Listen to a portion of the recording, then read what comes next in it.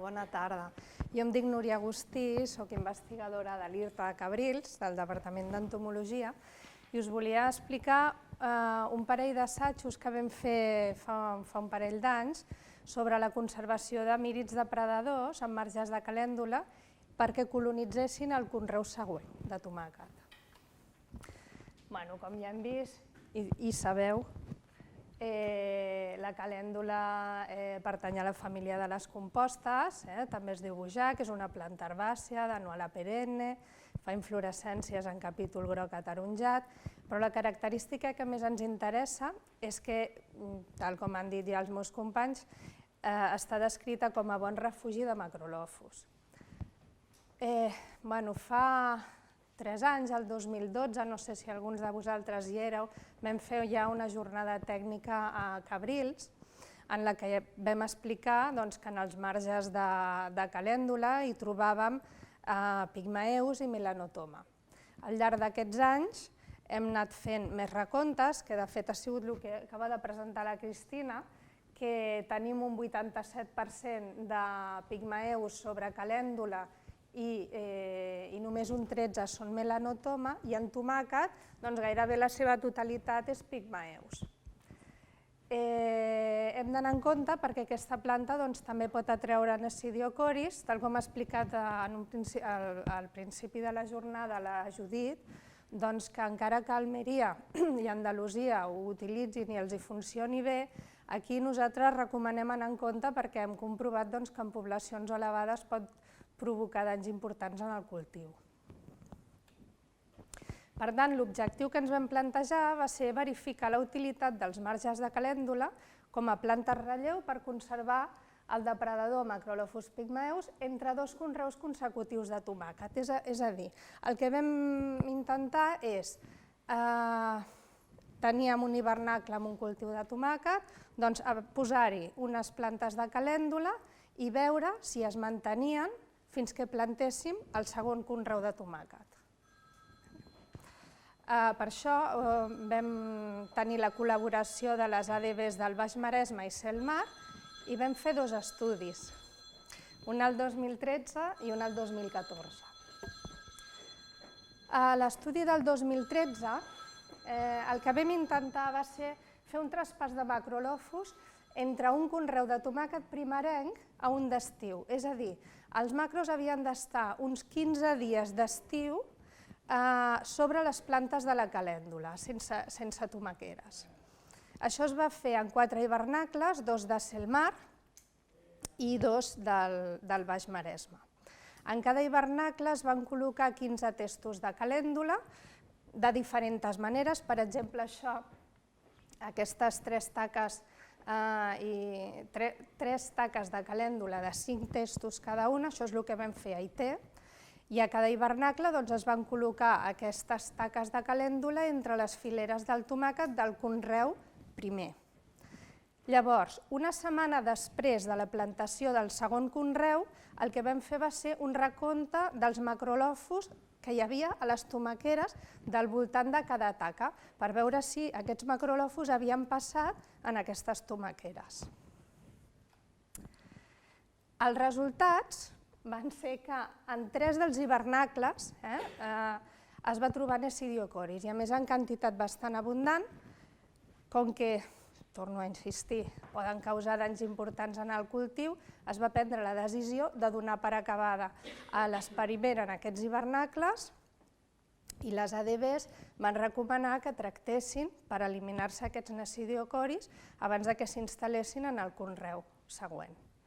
En canvi, a l'hivernacle d'AIT no hi vam trobar Nesidiocoris, aquí vam poder continuar l'experiment perquè tots eren macrolophus. Només una coseta a comentar, i és que en Pere AIT va decidir plantar el segon conreu de tomàquet en un altre hivernacle.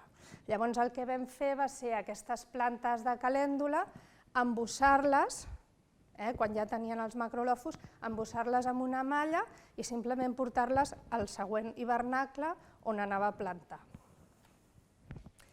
Aviam, els resultats d'AIT. Aquí representa el nombre de macrolophus per planta en les 60 tomaqueres al voltant de les calèndules, separades en dos grups, unes que eren més properes a la taca de calèndula i unes una miqueta més llunyanes. I després hi havia també unes plantes control que eren plantes ja que estaven molt allunyades de les taques de calèndula i ens servia per poder comparar els nombres de macrolofus. El que vam observar, cada un d'aquests punts és una tomaquera. Llavors veiem que, per exemple, a les tomaqueres més properes a la calèndula hi ha una gran diversitat, que va des de 35 a un macrolofus per planta, però amb una mitjana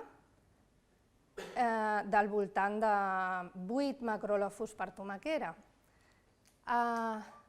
El 50% de les plantes tenien entre 13 i 2 macrolofus. En canvi, les tomaqueres més llunyanes tenien entre 4 i 1, bastant menys. I en total, en conjunt, comptant les llunyanes i les properes, teníem un promig de 6 macrolofus per tomaquera, que comparat amb el que teníem a les plantes control, doncs estava força bé. Realment veiem que els macrolofus havien passat al segon conreu. Llavors, en vista d'això, que era el primer estudi que fèiem, doncs ens vam proposar un altre estudi l'any següent, ja una mica més ambiciós, que era fer el traspàs de macrolofus entre un conreu de tomàquet tardà a un de primavera. És a dir, que aquí els macrolofus havien d'estar 3 mesos de l'hivern sobre les calèndules. I volíem mirar llavors què passava en el segon conreu. Això es va fer també en 4 hivernacles i es va fer 2 estratègies diferents. L'estratègia 1, que es va fer en els hivernacles d'IT, 2 hivernacles d'IT, i l'estratègia 2 en un altre de font i un d'ametlla. La diferència més important és que en el primer la calèndula es va introduir durant 3 mesos allà perquè mantingués els macrolofus i en canvi l'estratègia 2 el que es va fer va ser com s'havia fet en el 2013. Es va introduir en un hivernacle, llavors es va embussar i es va traslladar en un altre hivernacle. Llavors, les taques de calèndula van ser variables perquè era una mica en funció de l'estructura de l'hivernacle. Per exemple, a la IT de baix teníem 5 taques de 4 testos, o 7 taques de 4 testos, o 3 taques d'un test, o una taca de 7, però el que després anàvem mirant era si a les plantes si a les tomaqueres del voltant de les calèndules trobàvem macrolofus.